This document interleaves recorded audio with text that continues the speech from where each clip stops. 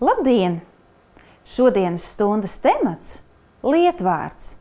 Šodien mēs runāsim par lietvārda jēdzienu, dzimti un skaitli. Pavisam latviešu valodā ir 10 vārdšķirs. Lietvārds, piemēram, lietus. Īpašības vārds, piemēram, brīvajā. Skaitļa vārds, viens. Vietniekvārds, viņš.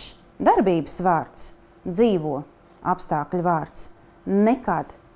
Šīs ir patstāvīgās vārdšķiras. Tie visi ir patstāvīgi vārdi.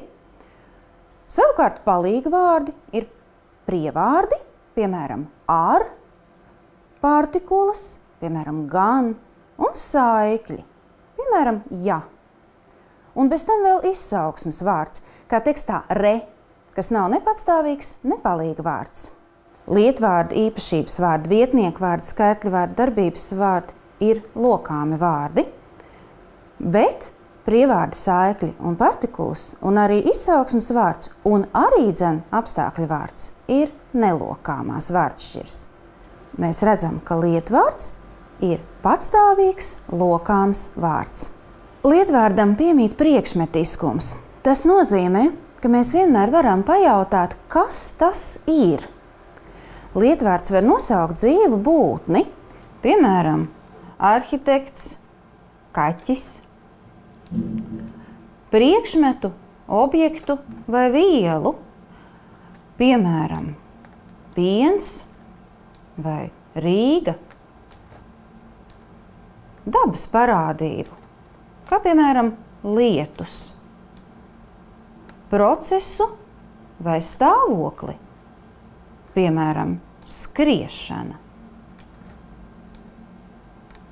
Un arī pazīmi vai abstraktu jēdzienu, piemēram, laiks vai slinkums. Tekstā bija redzams, ka daļu lietvārdu raksta ar lielo sākumu burtu arī teikumu vidū. Lietvārdus iedala īpašvārdos un sugas vārdos. Tieši īpašvārdus raksta ar lielo sākumu burtu. Pie īpašvārdiem pieder, piemēram, cilvēku un dzīvnieku vārdi, kā arī ģeogrāfiskie nosaukumi, kā Rīga, Daugava, Latvija, laikrakstu, žurnālu, grāmatu nosaukumi, mākslas darbu, izrāžu, filmu, piemēram, laikraksts Diena, iestāžu un organizāciju nosaukumi, piemēram, Saeima, svētku nosaukumi, kā piemēram Ziemassvētki, un arī astronomiskie nosaukumi, piemēram, piena ceļš. Savukārt sugas vārdus, kas nosauc kādu no plašākas grupas jēdzieniem, raksta ar mazo burtu, kā jebkuru vārdu teikumā. Vīriešu dzimtes lietvārdiem latviešu valodā pamatformā vienskaitļa nominatīvā, kas atbild uz jautājumu kas, var būt galotne s, kā Roberts, š, kā ceļš, vējš, is, kā kaķis, vai us, lietus, eģus. Pie vīriešu dzimtes pieder arī daži lietvārdi ar galotni a, kā puika, janka, kā arī no citām valodām aizgūti lietvārdi bez galotnes, kas beidzas ar o, i, e, a un nav lokāmi, kā foto, kino, foajē, amploā vai Antonio Vivaldi. Sieviešu dzimtes lietvārdiem savukārt ir galotnes a, kā māsa, Rīga, e, Ilze, Egle vai s, sirds, Daugavpils. Arī pie sieviešu dzimtes var piederēt aizgūti lietvārdi, kas nav lokāmi un beidzas ar e, i vai u, kā piemēram Kanoe, Agata Kristī, Tartu, Haiti. Kopdzimtes lietvārdi. Tie ir lietvārdi, kurus var attiecināt gan uz vīriešu, gan uz sieviešu dzimtes personu, kā piemērā redzams pļāpa var būt gan viņš, gan viņa.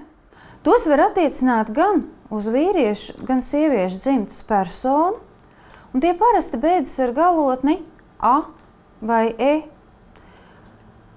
Kā piemēram auša, riepša, pļāpa, arī bende.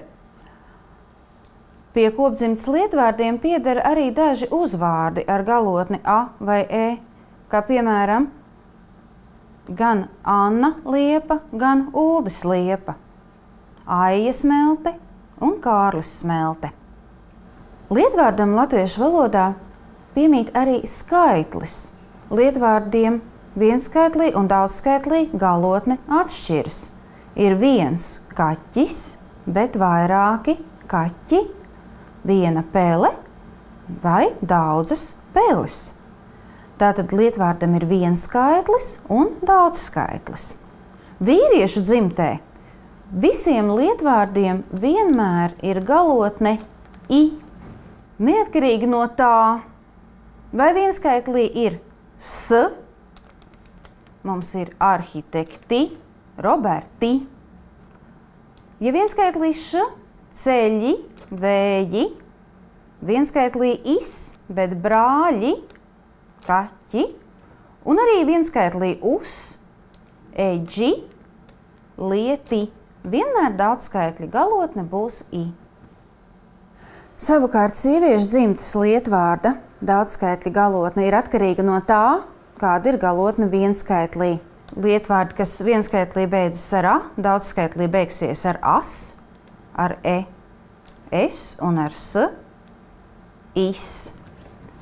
Piemēram, grieta, grietas, māsa, māsas, egle, ilze, daudzas egles, ilzes, un sirds vai pils, sirdis, pilis. Ir arī vārdi, ko mēs parasti lietojam tikai vienskaitlī. Tos sauc par vienskaitliniekiem. Tādi ir piemēram medus, sviests, zelts, jaunatne, skaistums. Par daudzskaitliniekiem savukārt sauc vārdus, ko mēs parasti lietojam tikai daudzskaitlī.